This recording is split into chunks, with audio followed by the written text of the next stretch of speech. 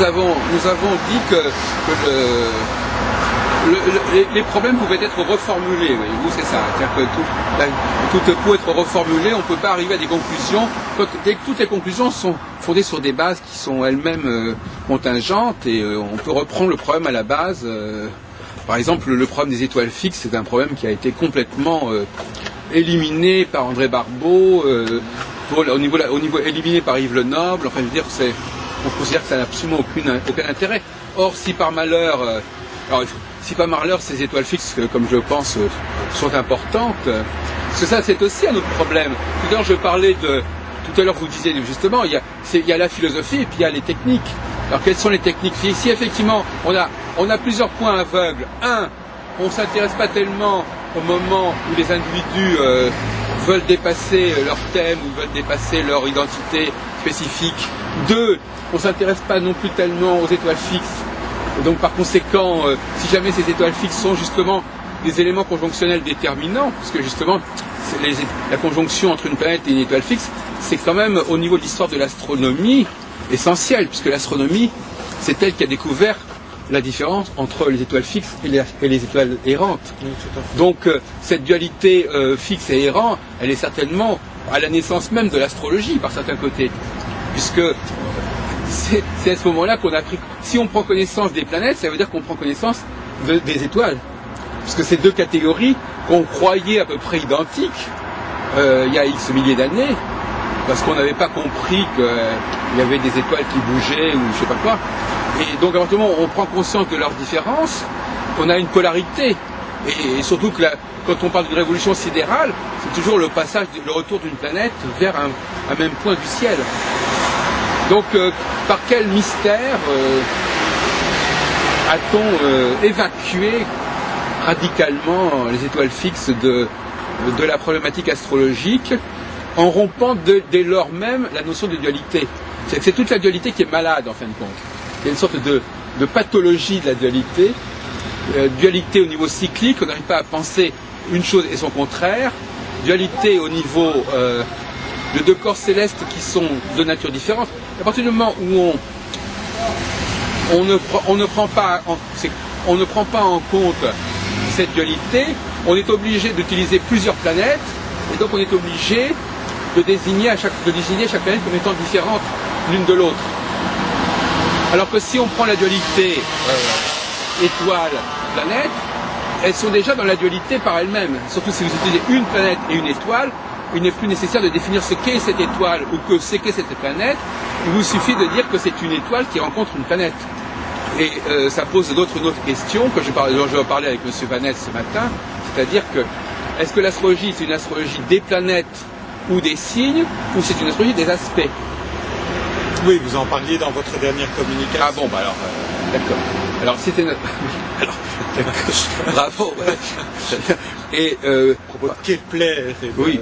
Alors, oui, un dernier texte, après communication. Ah oui, c'est vrai. Donc, effectivement, si c'est une astrologie des aspects, ce qui est important, l'astrologie se serait constituée justement en privilégiant non pas la signification de l'astre en tant que tel, ou du lieu où cet astre se trouve, mais la rencontre entre deux points, qui un est fixe et l'autre est en mouvement.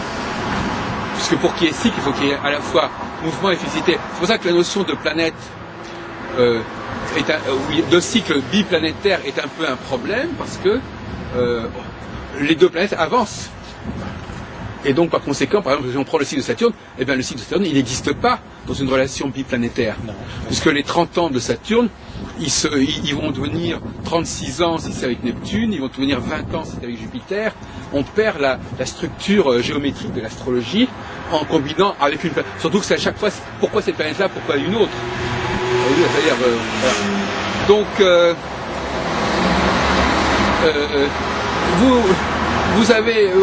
moi, vous savez, j'ai été très marqué par le congrès organisé par le CBSIA en 71, 71.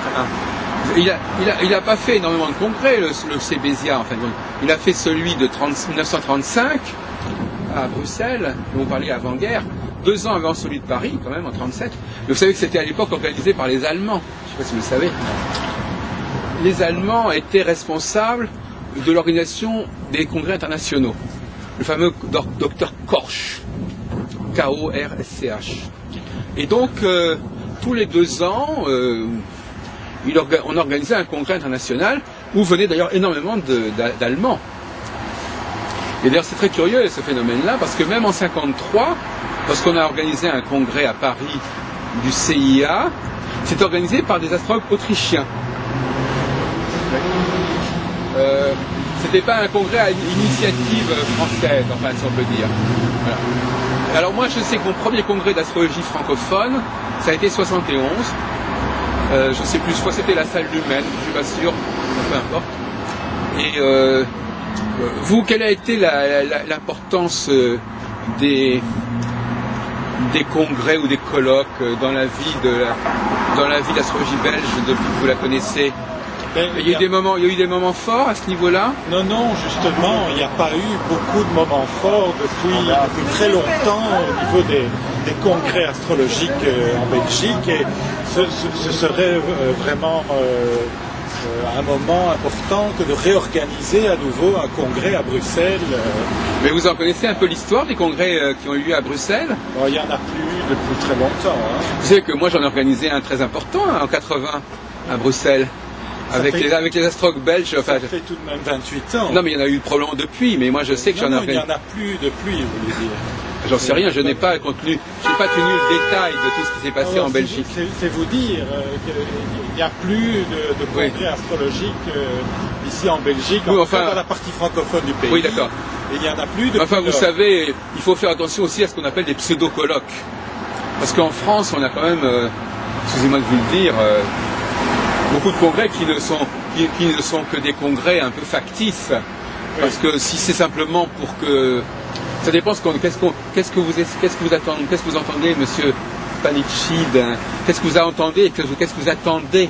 Qu'est-ce que j'attendrais d'un colloque à organiser? Voilà, c'est ça, oui. Ce serait de pouvoir réunir autour d'une table des astrologues engagés dans une recherche de tendances différentes et leur permettre de parler et d'échanger. Oui. Bon, si c'est un congrès d'une école spécifique de l'astrologie, où on serait tous d'accord sur les mêmes principes et on aurait simplement envie de se rencontrer pour se faire plaisir, alors ce serait intéressant, mais ce serait peut-être pas très productif. Ce qui serait intéressant, c'est de permettre à des gens d'orientation différentes de se rencontrer et d'échanger. Oui, tout à fait. C'est ce que j'appellerais un congrès. Oui, moi je crois que vous avez raison aussi, mais c'est vrai que souvent on a ce que j'appellerais des anti-congrès, ce qui est un peu logique. C'est-à-dire que quand le congrès n'est pas sous-tendu par une vraie volonté de communiquer, on a des congrès où les gens font des monologues, où chacun est dans sa petite sphère, voyez-vous. Et ça correspond juste. C'est pour ça que c'est intéressant d'étudier la dynamique des congrès, parce qu'on perçoit encore une fois, on perçoit également cette espèce de mouvement. C'est-à-dire les vrais congrès sont des congrès où il y a vraiment un rapport de communication entre les gens, et les faux congrès, ce sont des congrès où on fait semblant de se retrouver, et en réalité, chacun reste dans son coin. Mais actuellement, c'est une période très favorable à de vrais congrès, je dirais. Non, parce qu'on est quand même un petit peu, en France, sans vouloir citer personne, on est quand même un petit peu avec des congrès qui sont pas très utiles et pas très efficaces. Et qui... Alors, sous prétexte que il faut pas que les gens polémiquent ou se disputent, on les oblige à... Moi, je pense qu'il vaut mieux que les gens... C'est pas toujours facile de faire communiquer les astres d'entre eux. Nous, on a des congrès extrêmement dynamiques, mais parfois un petit peu mouvementés, je dirais. Mais je préfère que ce soit un peu mouvementé, parce que dans la passion de la discussion, parfois, il y a des choses qui peuvent se dire qui sont intéressantes, que des congrès un peu mortels où, effectivement... chacun parle à son tour, il n'y a même pas de débat, il n'y a pas vraiment même de questions. Et c'est une sorte de plaie pour moi, parce que les gens finalement, ça disqualifie les congrès. À la limite, les gens après vous disent « Ah, mais les congrès, on fait rien ». Vous voyez, c'est toujours la même chose. On utilise des mots qu'on dénature. À partir de ce moment-là, les gens vont les dire « Mais ça sert à rien ». Là, je crois que vous avez raison, vous avez gardé cette idée d'un... Oui, il faudrait aussi distinguer le congrès de la session d'enseignement, puisque parfois, pour certains participants, le congrès est l'occasion d'assister à une espèce de grand cours, oui, mais alors là, séminaire. Alors là, il ne s'agit plus de discuter, il s'agit simplement de s'asseoir pour écouter les maîtres de l'astrologie et recueillir leurs renseignements. Oui, alors ça, je connais bien ce problème aussi. Ce serait plutôt un séminaire qu'un congrès. Mais alors là, le problème aussi, c'est le prix, voyez-vous. Parce que plus les gens payent des sommes élevées, plus ils veulent qu'on leur donne des cours d'astrologie. Hein. Et quand on a des discussions vraiment importantes entre astrologues, les gens parfois ont l'impression de perdre leur temps, parce qu'ils n'apprennent rien, soi-disant. Ils n'apprennent rien parce que ça va dans tous les sens, etc. Donc effectivement, il faut éviter cette espèce d'écueil de transformer les congrès d'astrologie en cours magistraux où les gens viennent se recycler une fois par an pour un peu apprendre des choses et prendre des notes, et où il faut surtout que les gens... Enfin, bon, effectivement, vous avez raison, je crois que vous avez une vision tout à fait lucide. Il y a des tas de pièges à éviter dans ce genre de manifestation. Il faut des gens qui soient capables aussi de poser, d'animer des tables rondes, des panels, et de poser les bonnes questions, et puis de percevoir aussi les vraies lignes de clivage. Parce que souvent, on a l'impression, parfois, moi je dois faire dans certains colloques que j'organise, je me dis, mais ils sont tous d'accord entre eux. Alors c'est pas intéressant. Alors moi je suis obligé de faire apparaître des lignes de désaccord là où les gens croyaient être d'accord ou affirmer qu'ils étaient d'accord. Et parce que souvent ce sont des accords de façade. Les gens disent mais nous on est tous d'accord, on est tous d'accord. Et en réalité quand on regarde de près ils sont pas d'accord, mais c'est une sorte de mimétisme comme ça, d'esprit de troupeau, de solidarité mal vécue. Oui, on dit tous la même chose, comme s'ils étaient sur la défensive. Et c'est vrai que quand il y a des gens qui viennent assister à des congrès, on se sent un petit peu obligé de mettre en sourdine certaines différences, voyez-vous, parce qu'on dit ça fout mal, ça fait mauvais effet. C'est pour ça que je crois que la présence du public dans un congrès, enfin un public non averti et non un petit peu aguerri, n'est pas souhaitable, parce que c'est pas tellement pour eux que c'est pas souhaitable, c'est parce que les astrologues eux-mêmes n'osent pas toujours s'exprimer.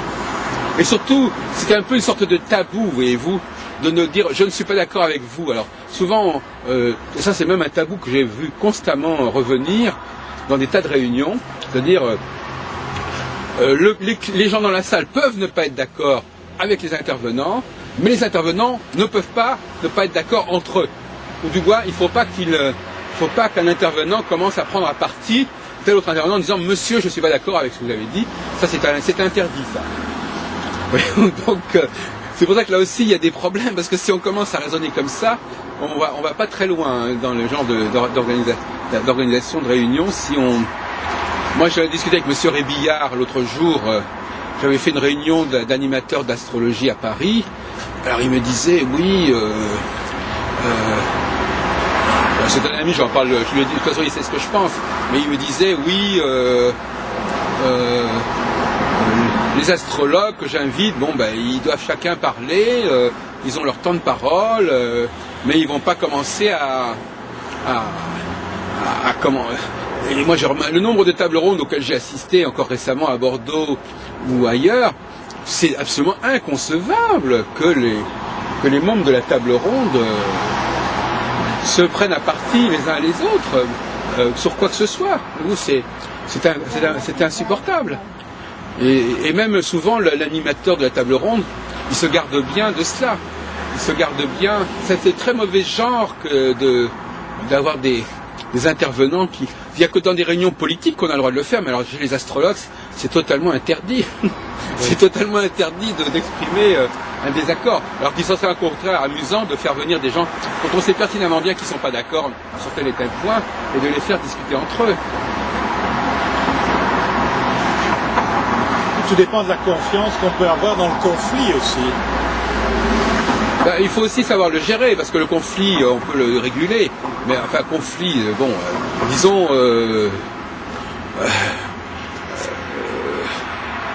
Oui, bien sûr. Comment dirais-je, il faut que chacun développe sa pensée. Ce qui est embêtant, c'est quand quelqu'un répète quelque chose qu'il ne connaît même pas lui-même. C'est-à-dire qu'il a entendu dire certaines choses, il répète la même chose, mais il n'est pas vraiment maître de son discours. Là, c'est embêtant, voyez-vous. D'ailleurs, d'une façon générale, il faut distinguer, il faut vraiment inviter des personnes qui soient vraiment responsables de ce qu'ils disent et qui ne donnent pas seulement des conclusions. Ils donnent des conclusions, ils ne savent même pas comment on est arrivé à ces conclusions-là. Ce sont des principes qu'ils posent comme cela abruptement et finalement on ne peut pas discuter avec eux puisque eux-mêmes ils ne connaissent même pas les tenants et les aboutissants de leur propre position. Donc c'est pas... Mais quelqu'un comme Jacques Vanès, par exemple, il peut être excellent dans une table ronde. Moi, tel que j'ai pu le voir aujourd'hui, c'est tout à fait... moi, de toute façon, vous savez, moi j'adore discuter avec les gens, même qui ne sont pas d'accord avec moi. Ce qui me gêne, c'est des gens qui ne savent pas discuter. Mais quelle que soit la discussion, en tout cas, c'est le moment de le faire. Voilà, on est arrivé presque à Schumann. Donc, vous pouvez me parler un petit peu de Madame Yvonne Rémy, comment je dois me comporter avec elle, ou comment, enfin, je veux dire, qu'est-ce que je dois pas dire ou pas dire. Soyez tout simplement naturel. Oui. Non, mais je veux dire, il y a peut-être des... Non, mais Non, je pense pas qu'il y ait une quelconque susceptibilité à éviter, parce que, voilà, il y a tout simplement à être à l'écoute. Mais elle est encore tout à fait... Enfin, non, je veux dire, non, je voudrais me poser la question. Qu'est-ce que je peux attendre de la rencontre? Est-ce que c'est quelqu'un qui est en mesure de parler d'astrologie ou de discuter de l'astrologie, ou bien est-ce que c'est simplement anecdotique? Enfin, je ne sais pas. Comment je dois orienter ma rencontre avec cette personne? Madame Rémy a connu tellement de choses, oui. Elle a entendu tellement d'astrologues, elle a vécu dans le milieu astrologique pendant tellement d'années que je pense que ce qui est intéressant, c'est son témoignage. Oui, voilà, c'est ça. Donc c'est pas vraiment, peut-être, enfin je ne sais pas, peut-être pas vraiment ses idées sur l'astrologie, mais les gens qu'elle a rencontrés, oui.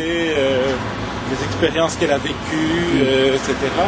Ouais. Je pense qu'à ce niveau-là, elle est intéressante à écouter. Peut-être a-t-elle des choses à dire sur qui était Brahe sous un certain angle, autrement qu'à travers pour qu'on puisse le connaître autrement qu'à travers ses écrits ou ses... Moi, je l'ai bien fréquenté. Il est venu à mes colloques. D'ailleurs, sur Téléprovidence, vous avez une très belle photo de Brahe à Saint-Maximin. Moi, j'avais une relation très sympathique avec lui. D'ailleurs, en 80, il était déjà encore là. Après, il était devenu un peu aveugle.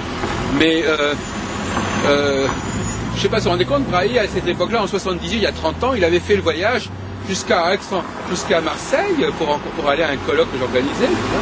Pas mal. Bon, je pense que c'est surtout son témoignage humain qui est intéressant. Oui, probablement, oui.